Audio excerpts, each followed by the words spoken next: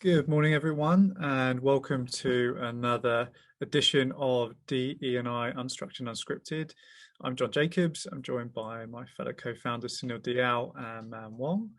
And today we're going to be talking about divisions between different underrepresented groups and some stuff that we've shared this week that we've seen we thought was quite topical conversation.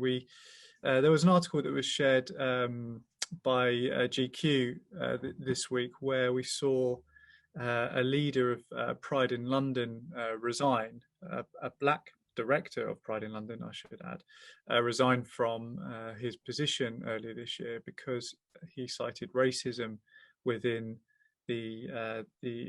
within the group, and it got us thinking about how and we've seen this from our travels so far in terms of how people can often work in silos, how people within these different underrepresented groups who are all fighting for equality for their for how they identify, not necessarily sharing the fight or carrying the fight as vehemently across all of the different sections of equality. And for me, equality should be something that's undisputed across everything. If you're fighting for equality for how you experience what you experience in your life, it should be you're fighting equality across all these other people's different fights. So it leads me to the question is, do we need more visible allyship across and between different underrepresented groups, do you think? First of all, hello everybody, and great to be back. Enjoyed my holiday, but just getting straight into it, JJ. I mean, I'm quite vocal on this and what I've seen and what I experienced regards to the exclusion within the inclusion discussion, right? You know, there's the perception out there that just because you might fall into the DEI, which we all do, by the way, but if we specifically fall into the DE&I bracket, you're naturally unbiased, you're naturally got no discriminatory views. Well, that's far furthest from the truth, right? That's why we have these silos, and this is why you have these differing opinions, because it doesn't matter if you might identify LGBTQ+, you can still be discriminated from a racial perspective or based on religion, color, etc. And there needs to be understanding of that. You know, not everyone that falls into this so-called pots are going to be unbiased and driving for equality. What we've experienced, we've seen everyone operating in silos, as you just mentioned there, but also businesses and individuals looking to engage have this basis as well. If you don't fit this narrative, for example, you don't identify as black, then you're not taken seriously, or you're not perceived to know anything, or you're not perceived to be invited to this conversation to see how we can make things better for everybody else. I had a meeting with Ian Clark, which you might have seen on social media, everybody. Ian is the senior banker, ex-senior banker at Financial Services, who came forward about his experiences and left that business and released a dossier.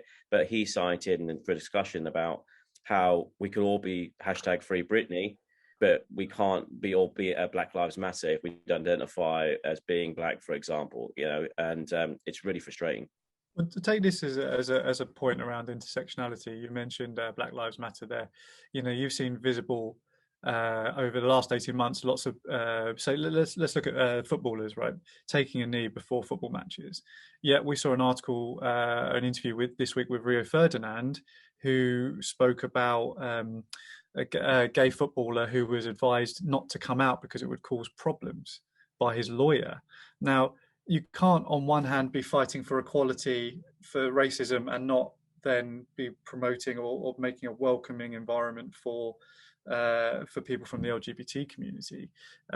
It strikes me that these are shared struggles that we're all having. Everyone has slightly different, experiences from different groups, but these are shared struggles. And fighting equality for one should be fighting equality for all. You can't pick and choose those battles for me. Yeah, I mean, I was going to know for man, but yeah, I mean, it's what it appears and what it feels like from my engagements is that we understand that DEI is very broad, and it's almost like, well, we can't deal with all of it as a business or as individuals, so let's just focus on this. And if it is LGBTQ plus as that focus, then actually it's too much to consider what the other variables might be within that. If we need to include race, etc.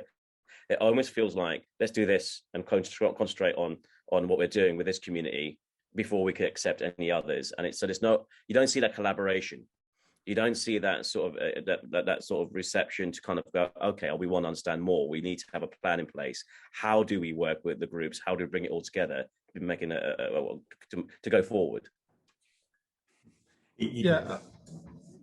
Go on, John. No, you finish. Well, I was just going to say, I mean, I think what it comes down to ultimately, and this is probably something that's at the core of British society, and it's, we're very good at being outraged about things when something very publicly wrong happens, and people will voice their opinions and say it's wrong and it's bad. But what we're talking about here are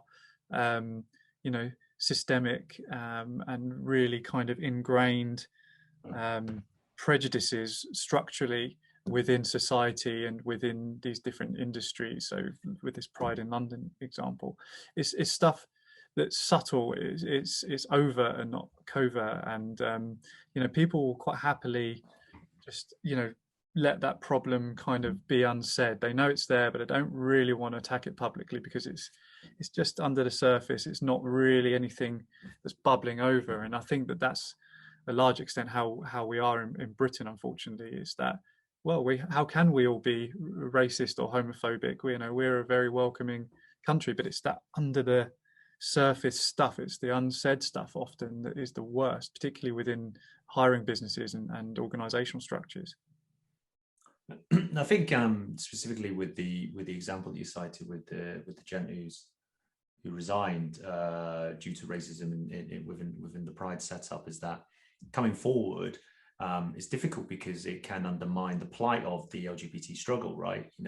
Trans rights particularly, and then really sort of by saying that they actually have the prejudices and discrimination. And to be honest, let's be honest, if we're realistic, of course that's going to happen. We're human beings, so everybody always looks at my problem's probably the one that's the most important, not yourselves, not someone else's. It's always my issue. So when it comes to things like equality and moreover inclusion, when you try and put it through this diversity lens, it comes down to 3 words, and it's zero-sum game. People always feel if we try and focus on here, then I will lose out. Right. And that's been the biggest problem and the challenge in this whole time that we've been on this journey, I feel. I can only cite from experiences. I remember vividly going to see someone in the investment area. I won't say who it is. And they were a diverse fund. They wanted to level the playing field. The parting words to me, when we were showcasing what we were trying to do with our idea and our platform, was that this is a problem that the whites can't be solving. We need to be solving it. And I think that's a backward side train of thought. The problem of equality isn't, yes, we see a lot of it manifest in terms of color and ethnicity, gender, sexuality, etc. But the problem of equality exists for everybody. You've got to believe that everybody wants to be viewed as equal in terms of their rights and their opportunities. Look, the reality is, are we all equal in makeup? No, some people are taller, some people are brighter, some people are this, some people are faster, etc. But in terms of what your rights and opportunities, we have to believe that everybody wants to strive towards the same. And if you start putting up these protected barriers that saying actually this problem is only for us to solve, it becomes a real issue. Well, John, you've had this yourself. You went to see someone. I was just about to jump in and say that, I've got a few examples of, being or going to attend events or meeting people as an ally to certain groups, and not being part of it myself, being looked upon as somebody that shouldn't be solving their problems. Somebody saying they're, by their own admission, they've been really cynical about anyone that's not from their group trying to solve their problems. And all that's doing for me is kind of creating a level of specialness or exclusivity around, it's our problem, we'll solve it, we don't need you here.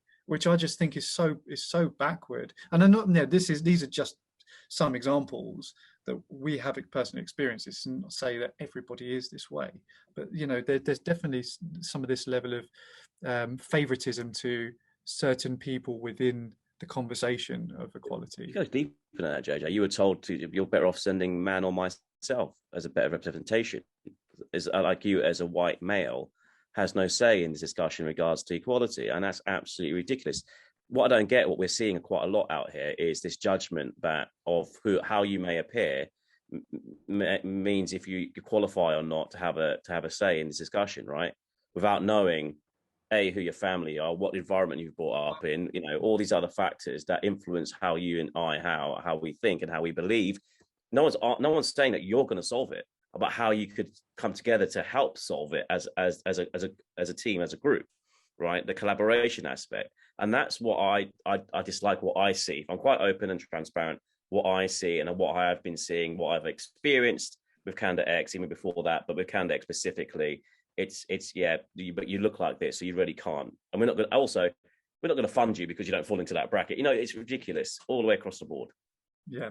I mean, intersectionality, we're all, we all intersect in different ways. You can't, judge a book by its cover, and you have no idea, what matters to people on the face of it, and what they truly are touched by on a personal level, and who they know in their families, etc. So, you've got to be open, and if you're really looking to solve equality issues for one section, then it goes across everything. For me, you should be open to solving and listening. For your fight is everybody's fight in that regard. But hasn't the challenge for us, right, when we've been on the fundraise, the discussions and all that sort of stuff, you're free fellas. Yeah. You need a woman in your ranks, and we acknowledge that we need to have that gender balance and that diversity ourselves. Yeah, we're three very different individuals, ethnically speaking, but we are all male, and we understand that elephant in the room. But what I won't accept is the fact that we, therefore, as a man, can't be doing work on behalf of behalf of women in the business community, in the workplace. That's nonsense. We all have wives. Actually, all of us have daughters. We've all got friends that are girls. We've all got mums. We all understand these things, I took someone back at a conversation once because I said one of the things that hasn't been discussed in terms of the women in the workplace is the menopause situation.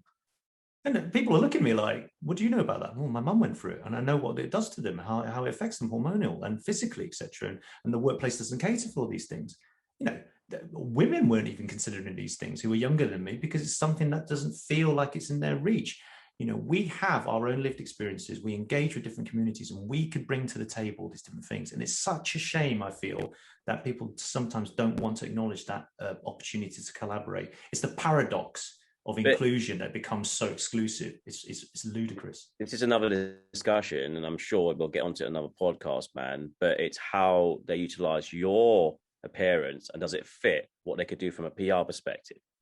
So we spoke about this, Man and I, yesterday, and to listeners out there, about, we've been inducted from a Candidate X positioning into various sort of companies' preferred list of suppliers. But we've never seen any engagement with those businesses at all. And we were talking about, well, how do they, if we fit a certain category or a certain look, etc., for example, how we identify, they could use us to say, actually, we're working with so-and-so, and it's a tick in the box sort of scenario, right? But, as an individual, they couldn't use you, man, regards to talking on behalf of a woman.